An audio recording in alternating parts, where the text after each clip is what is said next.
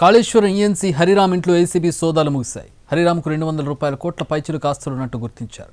అక్రమాస్తులపై case నమోదు చేసిన ACB అర్ధరాత్రి జడ్జి ఇంట్లో ప్రొడ్యూస్ చేసింది. విచారణ జరిపిన జడ్జి 14 రోజులు రిమాండ్ విధించడంతో జైలుకు తరలించింది. కాళేశ్వరం ఈఎన్సీ హరిరామ్ ఇంట్లో ఏసీబీ సోదాలు ముగిశాయి. హరిరామ్కు 200 కోట్ల పైచిలు కాస్తున్నట్లుగా గుర్తించారు. అక్రమాస్తులపై కేసు నమోదు చేసిన ఏసీబీ అర్ధరాత్రి జడ్జి ఇంట్లో ప్రొడ్యూస్ చేశారు. విచారణ జరిపిన జడ్జి 14 రోజుల రిమాండ్ విధించడంతో జైలుకు తరలించింది ఏసీబీ. ఏఎన్సీ హరిరామ్కి కేసుకు సంబంధించినటువంటి వివరాలు ఏంటి, ఎన్ని ఆస్తులు ఎక్కడెక్కడ పట్టుబడ్డాయి, దీనికి సంబంధించిన పూర్తి వివరాలు మా ప్రతినిధి రాధాకృష్ణ జాయిన్ అవుతున్నారు. రాధాకృష్ణ, కాళేశ్వరంకి సంబంధించిన రిపోర్ట్, కమిషన్ ఇచ్చేటటువంటి రిపోర్ట్ చివరి దశకు చేరుకుంది. రేపు మాపు అది బయటకు వచ్చే అవకాశం కనపడుతోంది. ఇప్పటికే కొన్ని విషయాలు కూడా బయటకు వచ్చాయి. ఇప్పుడు హరిరామ్కి 200 కోట్లు, ఒక ప్రభుత్వ ఉద్యోగికి 200 కోట్ల ఆస్తులు ఉండడం చిన్న విషయం కాదు. సో ఏంటి ఈ కేసు దర్యాప్తు ఏ కోణంలో జరుగుతోంది? బిఫోర్ కాళేశ్వరం, ఆఫ్టర్ కాళేశ్వరం, లేదంటే మొత్తం ఓవరాల్గా ట్రాక్ చూస్తున్నారా?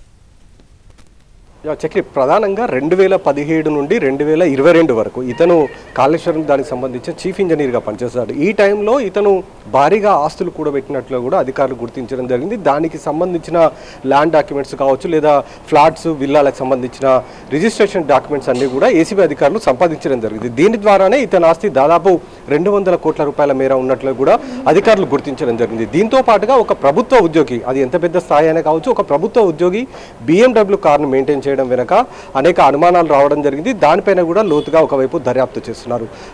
తరతరాల నుంచి వస్తున్న ఆస్తుల విషయాన్ని పక్కన పెడితే ఇతను ఉద్యోగంలోకి వచ్చిన తర్వాత నుండి ఇప్పటి వరకు అతని శాలరీసు, అలాగే అతను కొన్న ఆస్తులను అన్నిటిని కూడా బేరీజీ చేసి ఇప్పటి వరకు 200 కోట్లు ఉన్నట్లు కూడా గుర్తించడం జరిగింది.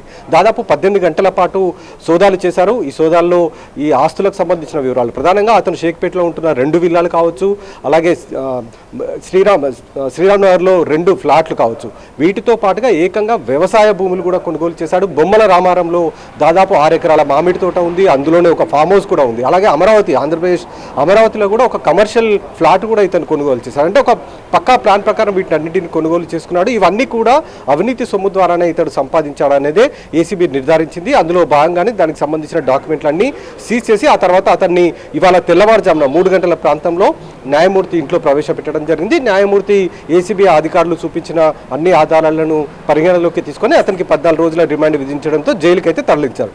అతన్ని సోమవారం నాడు ఈ హరిరామ్కి సంబంధించి కస్టడీ పిటిషన్ దాఖలు చేయబోతున్నారు. ఎందుకంటే ఇంకా బ్యాంకు లాకర్స్ తెరవాల్సి ఉంది. అలాగే 14 ప్రాంతాల్లో సోదాలు నిర్వహించిన వాటికి సంబంధించి కూడా ఇంకా క్షుణ్ణంగా పరిశీలించాల్సి ఉంది. దీంతో మనకు అర్థమవుతుంది ఏంటంటే ఇంకా ఇతని ఆస్తుల విలువ పెరిగే అవకాశం ఉన్నట్లుగానే మనకు తెలుస్తుంది. ఒక ప్రభుత్వ అధికారి, అందులోనూ కాళేశ్వరం లాంటి ప్రాజెక్టులో ఇతను చీఫ్ ఇంజనీర్గా పనిచేశాడు. ఆ టైంలో దాదాపు 33,000 కోట్ల రూపాయల కాంట్రాక్ట్ వర్క్స్ అన్ని కూడా ఇతని హయాంలోనే జరిగాయి. కాబట్టి ఇతను ఆ హయాంలో భారీగా అవినీతికి పాల్పడి ఉండవచ్చు అనేదే ఏసీబీ అధికారులు భావించి కేసు నమోదు చేసి దాదాపు 3 నెలలు విచారించడం జరిగింది, దర్యాప్తు చేయడం జరిగింది. ఆ తర్వాతనే ఏకకాలంలో నిన్న 14 ప్రాంతాల్లో సోదాలు చేశారు. మొత్తానికైతే అతను అవినీతి భాగవతాన్ని వెలుగులోకి తీసుకొచ్చారు, జైలుకు కూడా పంపించారు. మళ్ళీ సోమవారం కస్టడీ పిటిషన్ దాఖలు చేసిన తర్వాత అతన్ని కస్టడీలోకి తీసుకుంటే ఇంకా అతని ఆస్తుల వివరాలు మరిన్ని తెలిసే అవకాశం కూడా ఉంది.